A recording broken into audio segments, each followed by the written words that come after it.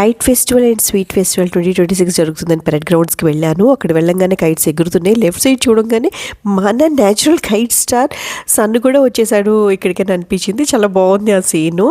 And then లోపలికి వెళ్ళిన తర్వాత అక్కడ స్వీట్ ఫెస్టివల్ జరుగుతుంది. వెళ్ళి చూస్తే అక్కడ జనాలు అందరూ అక్కడే ఉన్నారు. బట్ నాకు రష్ అనిపించలేదు, ఎందుకంటే చాలా స్పేషియస్గా ఉంది అండ్ చాలా డిఫరెంట్ ఐటమ్స్ అయితే ఉన్నాయి, ఫుడ్ ఐటమ్స్. అండ్ కాస్ట్ కూడా చాలా తక్కువ అనిపించింది నాకు.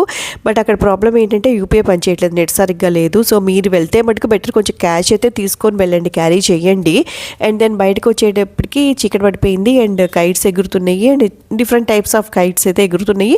బట్ లాస్ట్ ఇయర్ కన్నా తక్కువ ఉన్నాయని అంటున్నారు. Alien kites, dolphin kites, skeleton kite, dog kite, fish kite చాలానే ఉన్నాయి.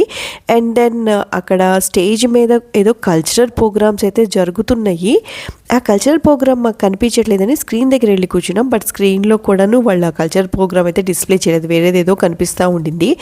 అండ్ బయటకు వచ్చేటప్పుడు నేను ఇక్కడ ఒక స్టాల్ చూశాను. వాళ్ళు ఏంటంటే కార్కి డెకరేట్ చేసి జ్యూస్లు అమ్ముతున్నారు. నాకు ఇది చాలా ఇన్నోవేటివ్గా అనిపించింది, నాకైతే చాలా నచ్చింది.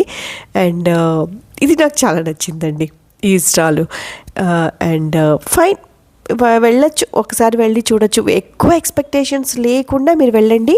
ఇంకోటి entry free and even sweet festival entry కూడా ఫ్రీ. టైం ఉంటే వెళ్ళండి, అంతే. Thank you.